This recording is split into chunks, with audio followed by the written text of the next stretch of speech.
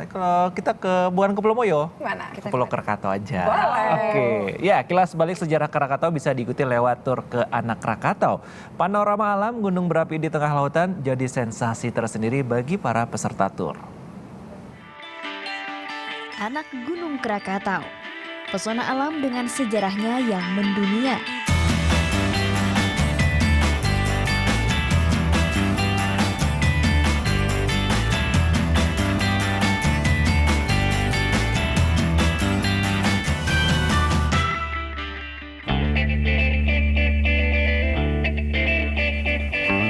Ada beberapa penggal perjalanan yang harus dilewati demi melihat keindahan Krakatau ini.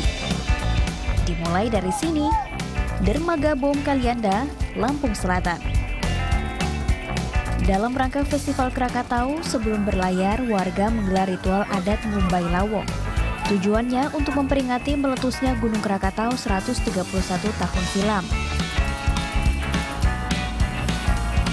Selesai acara, pelayaran tur Krakatau pun dimulai. Kapal Bagan Congkel mengantar peserta menuju anak Gunung Krakatau. Melewati pulau Sebuku dan Sebesi, kami menempuh jarak 16 mil ke arah selatan. Butuh waktu sekitar 3 jam lamanya. Mendekati anak Krakatau, perairan lebih tenang. Satu persatu peserta tur menuruni kapal dan siap menelusuri kaki gunung yang syarat sejarah ini. Akhirnya kita ketemu daratan, Kapten.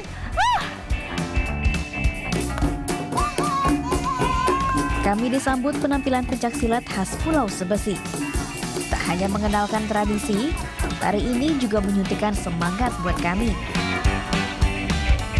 Anak Krakatau merupakan kawasan cagar alam yang tak bisa didaki oleh setiap orang. Kalau wisata ini kan tempatnya kan cagar alam, sebetulnya belum diperkenankan. Yang melarang bukan kami, tapi undang-undang yang tidak mengizinkan. Cagar alam itu tidak diperbolehkan untuk itu. Tapi ini mulai bulan Februari 2014 kemarin sudah kita usulkan dari luas 13.735 hektar ini.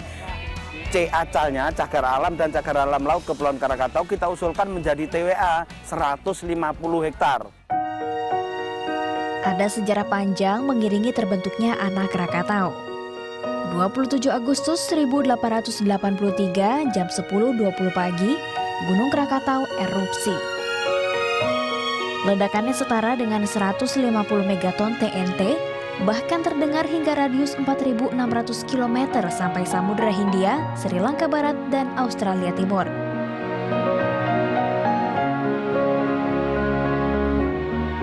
Letusan Gunung Krakatau melenyapkan 2 pulau dan menyebabkan tsunami setinggi 40 meter. Laporan resmi menyatakan sekitar 35.000 orang meninggal dunia. Dan 40 tahun pasca Gunung Krakatau meletus, muncullah anak Gunung Krakatau yang saat ini akan saya jelajahi. Setelah melewati hutan, jalan berpasir menantang para pendaki. Bongkahan bekas lahar menjadi pemandangan tersendiri. Memang beda ya, karena mungkin anak Krakatau itu saya lihat memang banyak batuan yang memang sepertinya rapuh, sepertinya memang beda lah mungkin dengan gunung lain ya. Gunung lain tuh cenderung hijau pepohonannya. Kalau ini sepertinya memang seperti ada muntahan laharan. Kawasan Anak Krakatau ditetapkan sebagai warisan alam dunia oleh UNESCO pada tahun 1991. Dengan luas 13.735 hektar, gunung ini masih terus tumbuh. Ketinggiannya kini sudah mencapai 305 meter.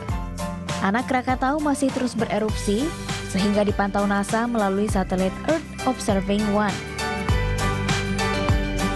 Belum sampai ke puncak, perjalanan kami sudah harus dihentikan. Matahari semakin bergeser ke barat, angin laut pun mulai kencang menerbangkan abu vulkanis. Sebuah pengalaman yang berkesan. Pengalaman melihat dari dekat jejak sejarah Gunung Krakatau yang mendunia. Tim Liputan melaporkan untuk NET. Buat pencinta gunung, ini bisa dinikmati. Jadi setelah menikmati keindahan Gunung Krakatau, apalagi dari kejauhan ya, dengan sunset atau sunrise-nya, bisa menikmati beberapa tempat lainnya. Seperti berburu badak berjula 1, kemudian ada ke Teluk Kiluan, mencari lumba-lumba. Karena di sana banyak lumba-lumba ratusan. Tapi salah satu yang menarik adalah Krakatau ini. Wow, luar biasa. Kalau kita ngomongin Krakatau seperti yang tadi Tera, teman kita udah ngomong ya, bahwa erupsi pada tahun 1883 itu sempat memang menjadi apa ya, erupsi, dan juga kan waktu itu efeknya adalah tsunami ya, sekitar 36.000 orang. Katanya ini kekuatannya pada saat itu sekitar 30 kali dari bom Hiroshima dan Nagasaki. Jadi kebayang kalau setiap kita mendengar ada aktivitas di gunung, di Anak Krakatau gitu, kita pasti deg-degan karena mengingat tahun 1883 itu. Itu baru anaknya, induknya dulu seperti apa besarnya? Induknya, hai kamu.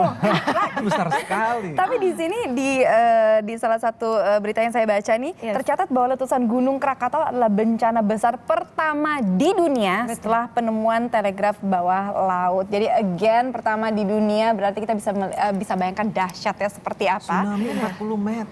Benar, Wow. benar. Kalau misalnya dibandingkan seperti itu, aduh, namanya bencana alam, kita tidak ada yang inginkan seperti itu. Makanya again kita harus melestarikan yang namanya alam. Betul, menjaga jangan buang sampah sembarangan, paling gampang supaya nggak banjir. Saya Itu aja setuju dulu. dengan kamu. Saya setuju dengan kamu. Yes. Oke, dari tadi kan kita sudah melihat nih keindahan dari Krakatau.